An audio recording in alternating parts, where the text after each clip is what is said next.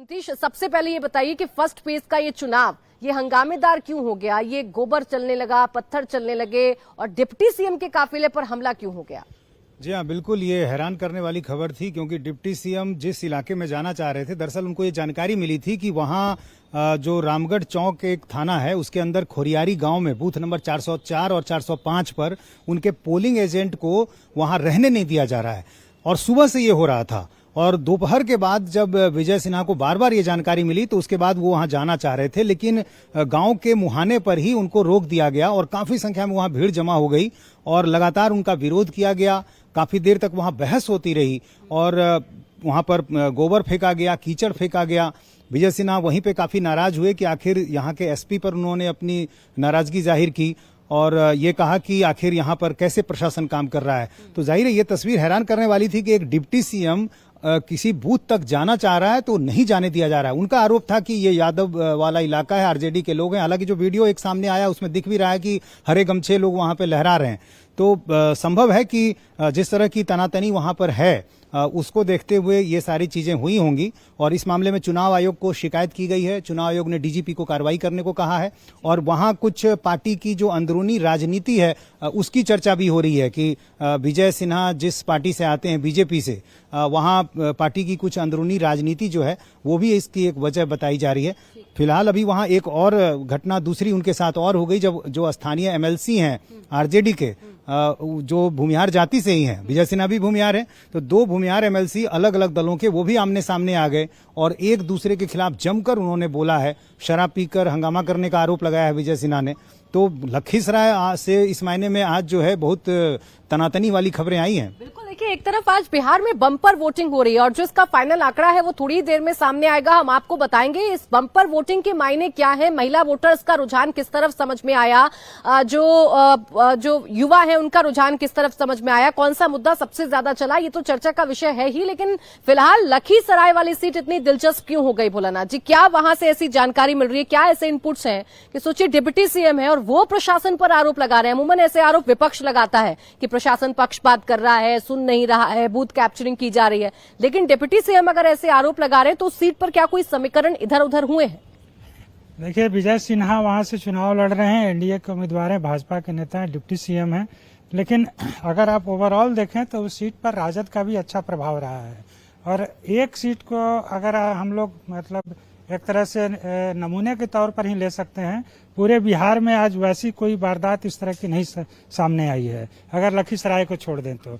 लखीसराय में वहाँ की लोकल राजनीति जो है वो हावी है। दो भूमिहार, जैसा कि नीतीश जी ने बताया कि दो भूमिहार नेता जो है वहाँ आमने सामने आ गए हैं और राजद का प्रभाव वाला क्षेत्र उधर भी है। तो जो उस इलाके में जो हम लोग देखते रहे शुरू से, तो उसमें इस तरह की घटना जो है कोई बड़ी बात नहीं है। और सबसे खास बात, जैसा कि मैं बता रहा हूं कि पूरे बिहार में इस तरह की और कोई घटना नहीं आई है सामने। ठीक है, लखीसराय की घटना सामने आई, लेकिन जनता ने आज कैसे आज बाहर निकलकर आज वोटिंग की है, इस पर भी चर्चा सब लोग कर रहे हैं। बम्पर वोटिंग हो रही है, बड़ी बड़ी लंबी लंबी कतारें देखने को मिली। पिछली बार ये आंकड़ा संजय जी 57% के आसपास था, 57% के आसपास था। इस बार ये आंकड़ा बढ़ेगा। बम्पर वोटिंग होती है तो बिहार का चुनाव ये फर्स्ट फेज क्या कह रहा है? बिल्कुल, मैं तो 3 बजे तक का अपडेट था। पिछली बार चूंकि पिछली बार 3 फेज में चुनाव हुआ था, इस बार 2 फेज में चुनाव। तो फर्स्ट फेज में जो पिछली बार चुनाव का जो आंकड़ा था वो 44 पॉइंट कुछ % था। इस बार फर्स्ट फेज जो 3 बजे तक का जो आंकड़ा है वो कहीं 53%, कहीं 58%, कहीं 59%, कहीं 55%, मतलब आगे है। तो स्वाभाविक है कि जब चुनाव का ये समय खत्म होगा तो काफी आगे होगा। नहीं, ये तो बतलाता है कि लोकतंत्र मजबूत हुआ है, अवेयर हुए हैं लोग, और अवेयर जब हुए हैं तो वो अपने अधिकारों के प्रति सजग हैं, सचेत हैं और उनकी उपस्थिति है बूथों तक। तो ये इस बात को तो बता ही रहा है ना कि अगर उनके हिस्से में रोशनी आएगी तो वो भी 2 कदम आगे निकल करके पक्ष में मतदान करें, विपक्ष में मतदान करें, लेकिन वो मतदान करेंगे। उनको लगता है कि हमारे हिस्से में भी कुछ मिलने वाला है। आखिर उदासीनता आई क्यों थी? उदासीनता इसी वजह से ना आई थी कि कोई भी पार्टी, कोई गठबंधन चुनाव में परिणाम जिनके हिस्से में आए, हमारे हिस्से में तो कुछ आना नहीं है।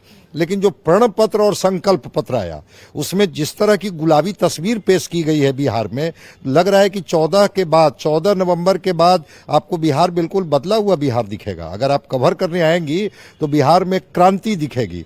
पूरे बिहार में फैक्ट्रियों का जाल बिछ जाएगा, बाढ़ मुक्त बिहार हो जाएगा, हर युवा को नौकरी मिल जाएगी, महिलाएं सशक्त हो जाएंगी।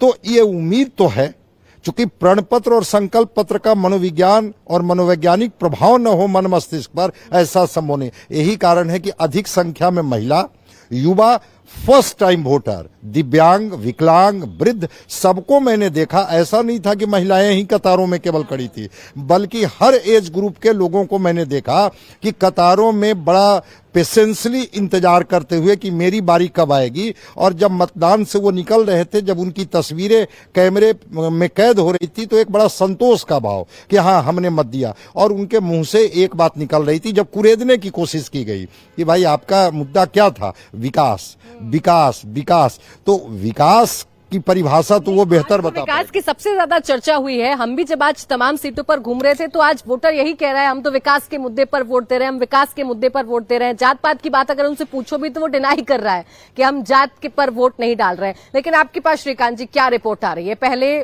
फेज के 121 सीटों पर कौन किस पर भारी पड़ता दिख रहा है? देखिए, शाहाबाद में तो महागठबंधन पहले से भारी था ही, और केवल एनडीए के खाते में 2 ही सीटें थी। उपचुनाव में एक और सीट आ गया तरारी का, तो 3 सीटें एनडीए के खाते में थी, बाकी तो महागठबंधन के खाते में ही सीटें थी। उस इलाके में माले का भी अच्छा प्रभाव है, उसका भी फायदा मिलता है। तेजस्वी यादव ने जो प्रयोग किया था, कुशवाहा उम्मीदवार ज्यादा उतारा था लोकसभा में, उसका भी फायदा मिला था। तो विधानसभा में भी झंडा गड़ा था महागठबंधन का और लोकसभा में भी गड़ा रहा। लेकिन इस बार मुझे लगता है कि विधानसभा के चुनाव में थोड़ा एज है एनडीए को, एनडीए थोड़ा मजबूत हुआ है, कई सीटों पर उसको बढ़त दिखाई दे रही है। तो लेकिन वो संतोषजनक नहीं है। एनडीए एक जमाने में पूरा कब्जा था शाहाबाद पर, लेकिन वो स्थिति नहीं है। लेकिन एनडीए को 4-5 ज्यादा सीटें शाहाबाद में इस बार मिलने जा रही हैं, सीटें घटने वाली नहीं है। और महिलाओं के बीच सुरक्षा सबसे बड़ा मुद्दा है, महिलाओं के लिए सुरक्षा सबसे बड़ा मुद्दा है। और जंगल राज का जो नैरेटिव है वो बहुत मजबूत दिखाई दिया आज।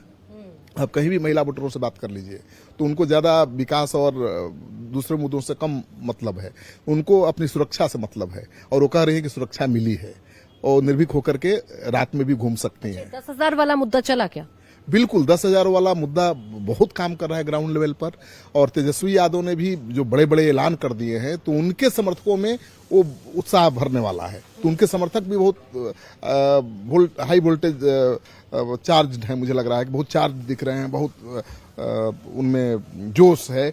तो कांटे की टक्कर है और हार जीत 2000, 1000, 1500, 2500, 5000 से कम सीटों वोटों से हार जीत होगी शाहाबाद के कई सीटों पर, मुझे लगा आज।